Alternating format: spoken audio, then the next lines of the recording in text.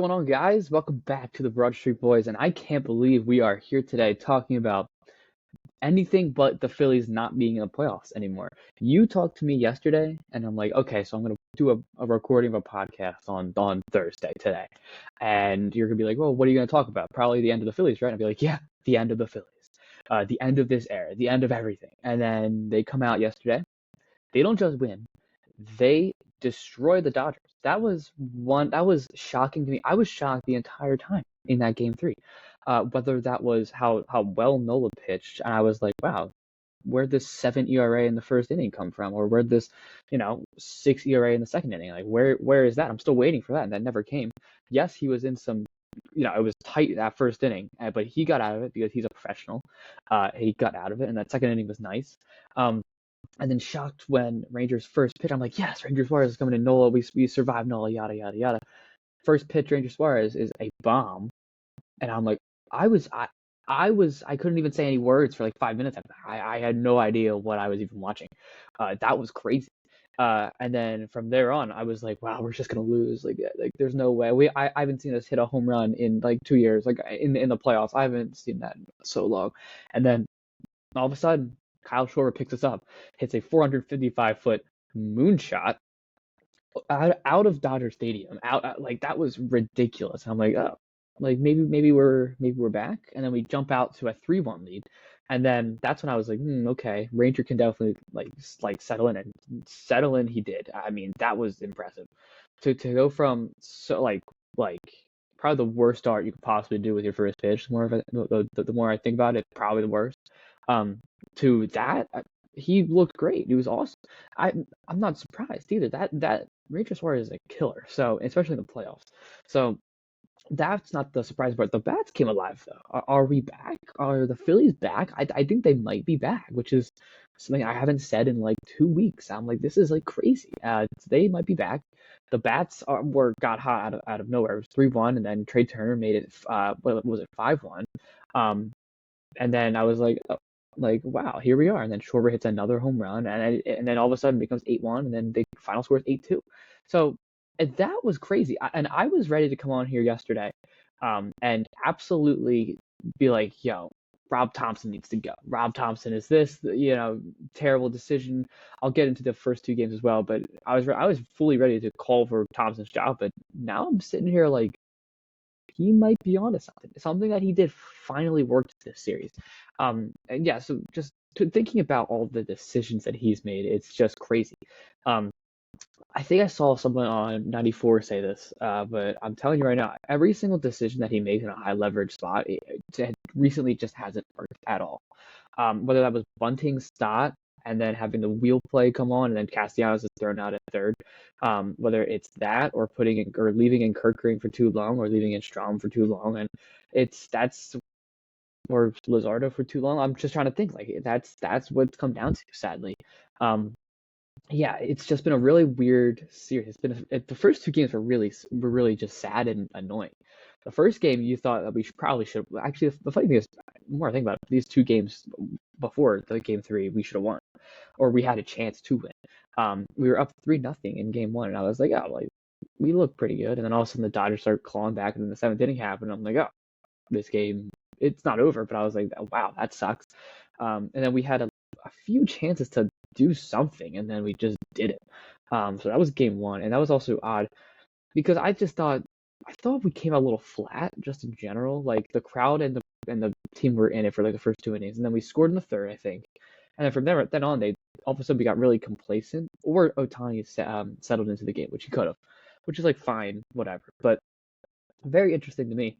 And then game two, game two wasn't really even fun to watch just in general. Other than Jesus Luzardo just absolutely dealing. I mean, like, whoa. I knew he was good, but how he looked in those first 6 innings, that was ridiculous. And then we let up what, the one or two runs in that sixth, and then the seventh just blew it up. It was 4-0, and then we were like, oh great. So yeah, that was pretty much the two games. But I just can't wait for certain people to be off this team. Like Nick Castellanos, I've been a fan of you for a decent amount of time, probably too long. And then he goes on to say how, I mean, I can see his point.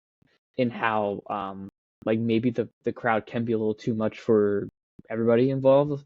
Uh, and I get it, but do you blame us for booing? We didn't have a whole lot to cheer about in those first two games. We haven't seen a home run to that point until yesterday.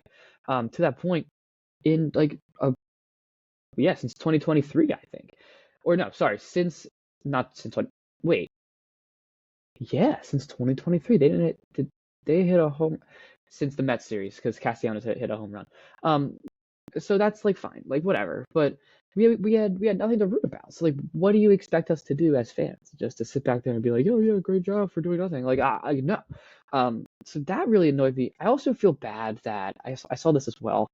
Um, that I feel like obviously we should have booed during Johan Duran's like walkout because I don't know why you would ever like to have that to I'm trying to think of the right word to not I don't know feel a situation when you're down 3 runs going into the ninth inning and you still play his song and then do the fire thing. That's crazy. I kind of feel bad for him though because he kind of came here to have all of that and to pitch in the postseason and he hasn't really pitched in any high leverage spots yet. Other than maybe other than maybe like when we're losing, but he has yet to go in when we're winning. So I'm kind of just waiting for that. I think that might happen tonight, which I will get to. I'm going to give a full breakdown of what I think is going to happen tonight. But yeah, game three was crazy. It was crazy. I was happy with what Nola gave us, happy with what Ranger gave us. Kirking looked okay. I don't know really why Rob loves him so much over someone like David Robertson, who has seen it more, but whatever. I mean, it ended up working out last night, so that's all that matters. It did not work out the other night, but whatever. I'm just trying to take this a win at a time because I'd imagine for everybody else as well, game two was probably one of the more stressful games I've watched in recent history because I knew that if we lost it, then obviously the series isn't over, but like it kind of is. And the fact that it might be over, I don't know, scared me. So I was just stressed out the entire Monday. I was like, wow, this is crazy. And we lost, and I was like, wow, this is awful. This is how I'm gonna start my week. Like that's crazy.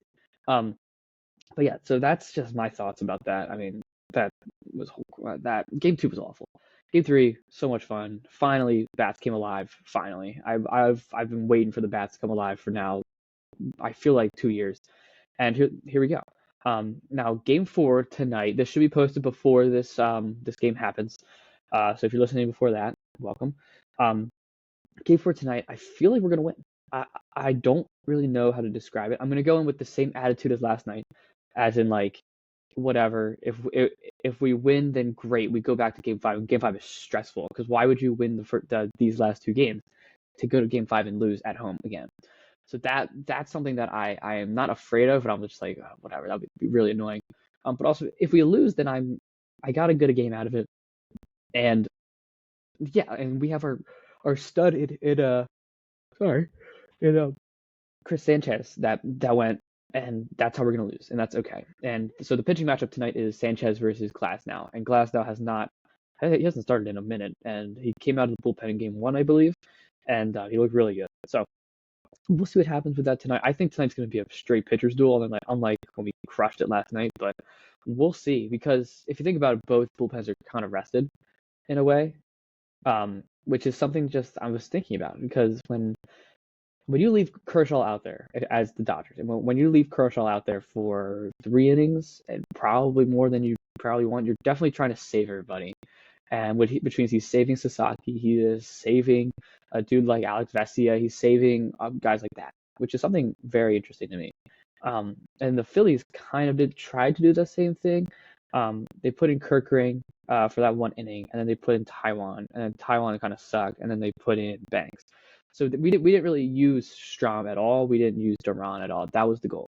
And I can tell you right now for a fact, if the game gets to the eighth inning and it's close and we're winning, even if we're not winning, I think if it's a 1 or 2 score game, Joan Duran is going in for the eighth and the ninth, and that's going to be electric to watch. I guarantee that. Because Rob has continually said that, and I just have a feeling that's going to happen, which is like cool. Like I'm cool with that. I'd really like if we were winning, just in general. But yeah, that would be great. Something else that I was thinking of while watching that game, and just thinking ahead to game four, because when it was 8-1, I was like, all right, let's just think ahead to game, now, game four. Um, I wonder what the lineups are going to look like. Because I noticed, I don't know if anybody else knows, I'm a psycho, so I noticed it. But Rob, outside of Schwarber Harper 2-3, um, went back to his righty lefty type of thing, and it worked really well. Fine, and I that's something that I like when he does. Some people don't because it's very matchup based, but I think it's smart because then it totally screws up, or not screws up, but like it's harder to put in certain guys in the opposing from the opposing bullpen into the game to face certain people because you actually kind of saw it yesterday. He put in Kershaw, I believe, to face Schwarber and Harper, and those two got on, and then it was Bohm, and Bohm crushes lefties usually. So then you're like, oh man, like that's the thing. So it's like little stuff like that where I'm like, interesting, like that was smart. So that was definitely a fan of that. But yeah, I'm stoked for Game 4. This is gonna be crazy. Like I said, I'm totally going in with an open mind again because I don't, not that I don't think we're better than the Dodgers. I just think the Dodgers are better than us by a little bit. But something about the Dodgers is just screaming that they're gonna win this series. I just don't know if it's gonna be 4 or 5 because four is so today's crazy, obviously, because you have the Phillies at 6, Flyers at 7, and then Eagles at 8:30. So that's crazy. I haven't heard of something like that in a long time for us specifically. Like the back-to-back-to-backers where they're like actually important games. Like you have a playoff game, a first game, and then a Thursday night game, a Thursday night primetime game. So you know what I mean? Like that's kind of crazy. Um, so yeah, well, we're just gonna it's gonna be a roller coaster, and I don't know how if we're gonna go up, down, or stay up. I have no idea what's gonna happen. So I'm just gonna sit back and watch, I guess. The good thing is the Eagles won the Super Bowl, so I'm way less like Eagles need to win every single game type of thing. Like I'm just like, yeah, they won Super Bowl champions right now. Next year I won't feel like that. I can go ahead and guarantee you that. However, at the same time, the Flyers are starting, so that's fun, and they should be fun. Um, who knows? We might have some Flyers podcasts when I'm feeling up to it, because this team's gonna be fun with Michkov and Zegras, so that should be good. Or I have no idea who our goaltender is gonna be, but it's okay. And then you have the Phils at 6, which is just crazy. Um, yeah, and then if the Phillies win, which I think they are going to. But at the same time, I wouldn't be surprised if they lost. Like I might have said that in our Red October predictions type of thing. Like, oh, I wouldn't be surprised, but like I really wouldn't be surprised if we lost. Like I'd just be like, oh, I hope the Eagles win. Like that's just how like I would be genuinely annoyed. But I just hope today if we lose, we don't lose because of somebody specifically. I hope we lose as a team, as a collective. So then we can't like blame people because that's one thing I don't like doing. I don't like blaming like one specific person. Like I don't like blaming Rob Thompson for our 2 losses, but at the same time, it's not just Rob Thompson. It's the bats. The bats just didn't hit in game 1 and 2, other than like JT Romito. And so that's something. And one other thing I want to mention is I feel like we can now see the impact of our top three: Turner, Schwarber, and Harper.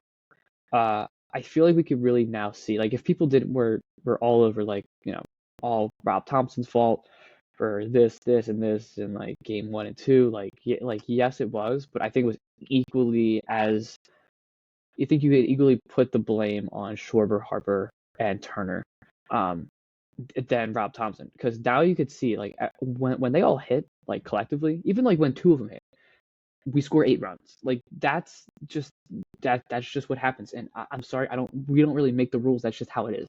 If our top 3 guys are over or have 2 hits total, we're gonna lose the game probably. And I feel like we're paying you guys the big bucks to produce, and they know that. And which is why I think they do press a little too much because they know the magnitude of what is happening. Which is why you'll see overswings sometimes from any of them because they're trying to light either the bank on fire or they're trying to silence Dodger Stadium. So I think it's the idea of pressing, which is something that the Phillies struggle with, or at least the top 3 struggle with.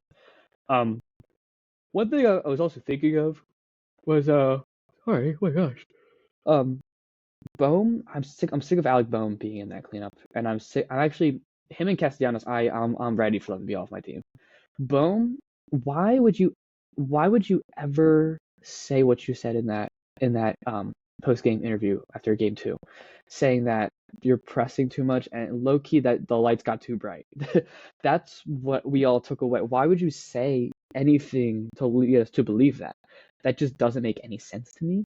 Um, I would love for him to explain why he would say that, which was weird, and that kind of goes along with the Castellanos thing. Like, why would you say any of this? Like, that's just the wrong. I mean, is Castellanos wrong? Probably not. But at the same time, why would you say that during the playoff hunt?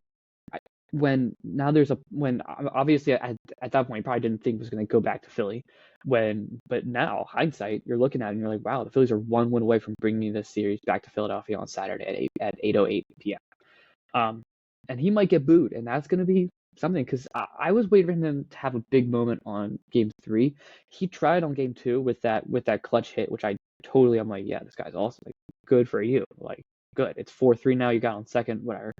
Kind of lost it when he got thrown out at third, but yeah, I don't really blame that on him. I mean, maybe I do a little bit, but I think it's more Thompson laying the bunt. I don't know why he would lay the bunt to begin with.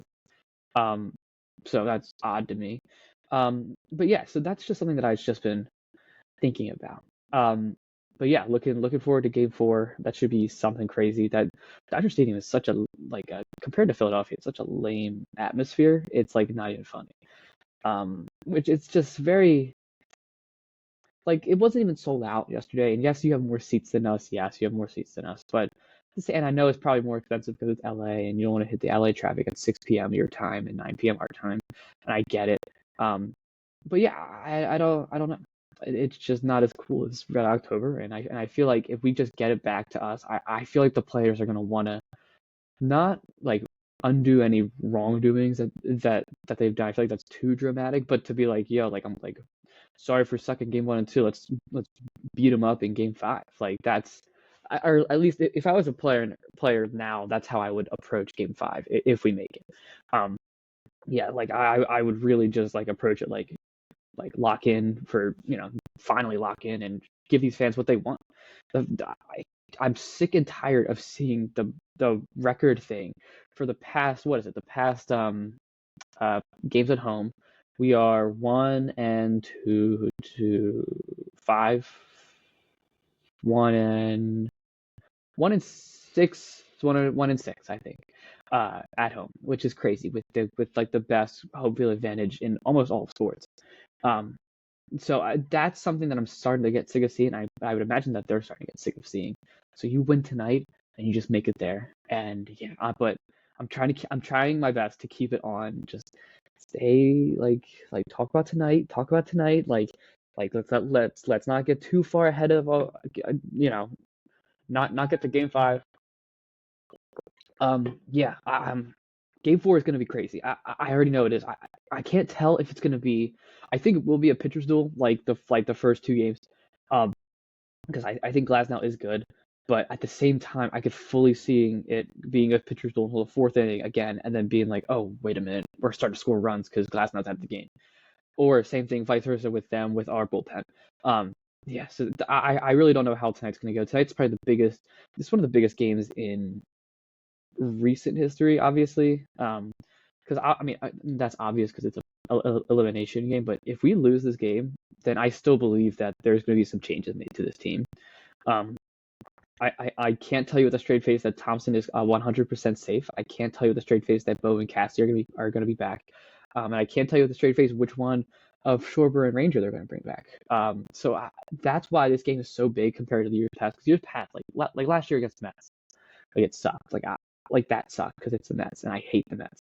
But I was like, okay, let's just get better next year. We need better closing. We need better this. Yeah, but I never thought of like firing Thompson or losing any of our core. It was always more like we're just gonna come back and do it.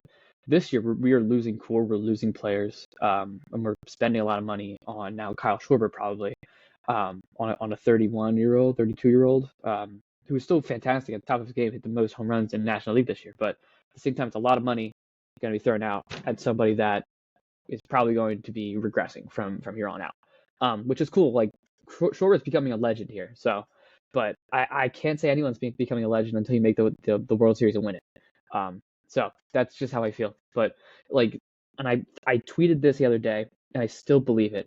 This series and this entire playoffs decides if this group is remembered with the Nick Foleses of the world, the Jalen Hurtses of the world, and those Super Bowl winning teams and championship teams, or they're talked about with the McNabb, T.O., Westbrook days, where they probably should have won and they had their chances and they lost in so many National League champion or sorry, in so many NFC championship games.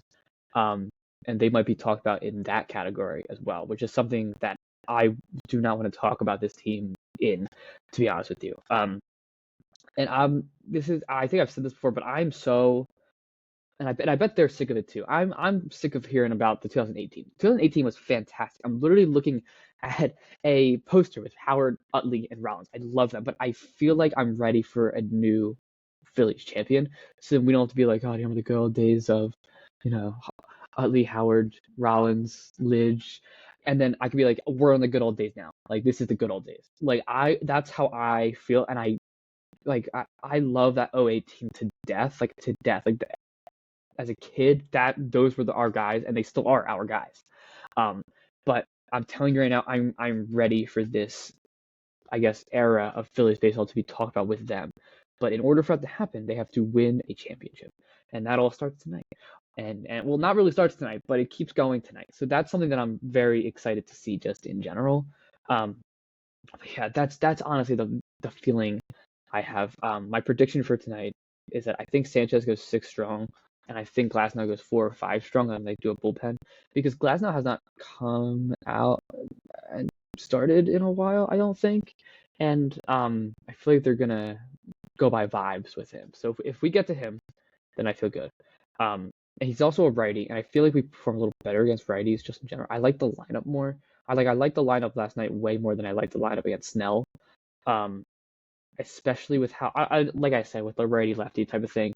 I like that more just strategy wise. Um, and that's also something I would like to say before I end here. I thought we did fantastic with our approaches yesterday. Our approaches against one of the best pitchers in all baseball, probably the most hot, like the hottest. Sorry, probably the hottest pitcher coming into this year, or sorry, coming into this playoff series. Um, our approaches were fantastic. We really weren't biting on his yo-yo, curveball type of thing. Was it still nasty? Yes, but we weren't biting on it every single time. We weren't like chasing crazy pitches. But at the same time, I thought it was a fantastic way of being aggressive, but also being passive at the same time. Like aggressive, but having a good approach. And I feel like that's something that if this team does, they're going to win the World Series. And there's not many teams that will beat them if they have a good approach, but they're still slightly aggressive. And I feel like last night was like a perfect idea. Last night was almost a perfect win, to be honest. Like great at bats, great pitching. If you take out Taiwan Walker, and we're honestly perfect. But I was just really happy with just about everything on Game 3. If we could keep that momentum and keep that vibe going into Game 4 tonight, I feel really good about our shot, and I feel like it's going back to Philadelphia. And yeah, as I said on Twitter, don't let the Phillies win one. Don't give us one, and all it takes is one win for a team, especially in baseball, especially this specific team. All it takes is one game to get hot, which is making me excited for tonight, which is making me excited for the Eagles tonight. So that's just something that I've been thinking about, and I'm very excited to do this. Honestly, if we lose, I would give you all a little update. We're probably going to do a end of Red October podcast. Me and Kill probably get them on next week, especially if we lose tomorrow or tonight or tomorrow or Saturday. So you can look out for that. I think I'm just gonna end it here. I just want to do a quick one before the game. Like I think this is needed. I'm so excited for tonight's game, but at the same time, so horrified for tonight's game because everything could go wrong. So with that being said, go Phils. Thank you all so much for watching. Check out all of our socials on Twitter, Instagram, TikTok. Thank you for consuming this wherever you are, Spotify or YouTube. Continue to do that. The last one performed really well, so I appreciate it. Let's keep this thing going. Go Phils. Hey, listen. I think Trey Turner said it. We're 1-0 every day. Or Bryce Harper said it. We're 1-0 every day. We are 1-0 every day. Don't get too ahead of yourself. We are 1-0 every single day. All right. I will see you all in the next one. I'll see you. Go Phils. And go Birds tonight. And go Flyers. Actually, go everybody tonight. Screw it. All right. See you.